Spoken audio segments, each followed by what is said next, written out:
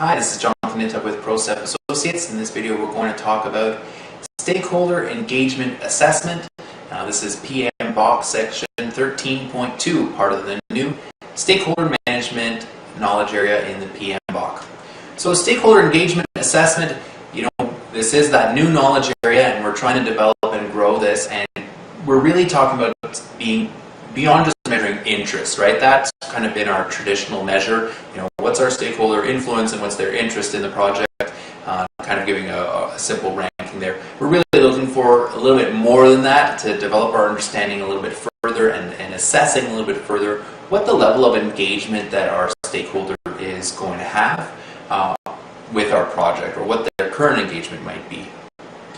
So I think engagement is a little bit challenging for project managers because there is, I think, some fear associated with it, right? The more you engage with stakeholders, sometimes you feel maybe you're getting more requirements and there's more work that needs to be done, but you still have your budget constraint and your cost constraint, so maybe it's a little bit easier just to leave people alone, right?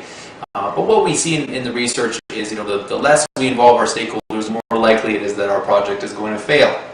So we need to find a way to engage our stakeholders, but do it in a way that we don't have those kind of scope creep concerns and so on. So there are a number of different engagement models out there, and this one that I'm showing comes from a local municipality here. And what they do is they define, these models allow us to define the type of engagement that we're having with the stakeholder. So in this example, we might do a listen and learn. We're going to maybe consult, collaborate, or empower, right? And we should establish some very strong and clear definitions for those four things, right? What does listen and learn mean? What does consult mean? What does collaborate mean? What does empower mean, right? If we can have those definitions very clear, then that allows us to engage with our stakeholders and set a clear expectation. Listen, I'm here to listen and learn, right? I may not use your advice, I may not do anything with it, but I'm taking the effort to engage with you to listen and learn about what you have to say. That sets a pretty clear expectation for the stakeholder in terms of what their involvement is going to be.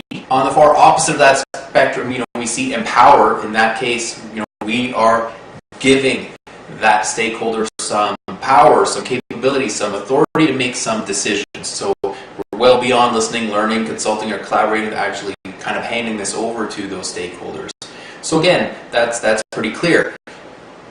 The key thing here is to have those definitions and communicate them, right? So that our stakeholders can understand, oh, I'm being consulted, or I'm being empowered. It's a pretty different situation for that stakeholder.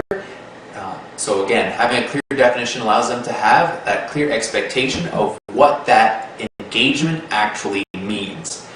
So armed with this, we can take a look at the level of engagement that we currently have with our stakeholders. So this would be a stakeholder engagement assessment. Again, the pretty clear example here from the PMBOK is our stakeholder unaware, resistant, neutral, supportive, or leading. The C's represent their current state, where they stand currently in terms of this assessment, and the D is their desired state, where do we want them to be. If we look at those first three stakeholders, we can see a very clear gap, right? Where they currently are and where we want them to be is not the same thing. We have some work to do as a project manager to engage those stakeholders, to increase their level of engagement, to increase their level of involvement, and to move them kind of from left to right on that screen and get them over towards that desired state that we're looking for.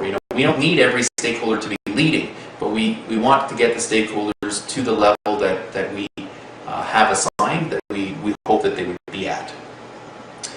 Stakeholder number 4, they look all good. They are currently where we want them to be. What about stakeholder number 5? Kind of an interesting situation here. So stakeholder number 5, actually their engagement is in excess of what we would hope for them. That's kind of an interesting scenario to think about. Do we need to rein them in? Do we need to pull them back a little bit? Is it purely a positive situation? Is it purely a negative situation? I think that depends on your project, on the stakeholder, and on the situation.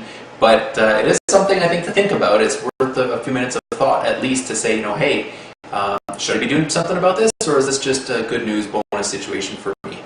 So our stakeholder assessment or engagement assessment shows us this very clearly, again, in a visual way, so that we can make those determinations and figure out how we're going to invest in engaging with these stakeholders a little bit further.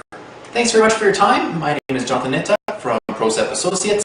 If you have any questions about this content, or if you would like to learn more about our courses and training offerings, please visit our website.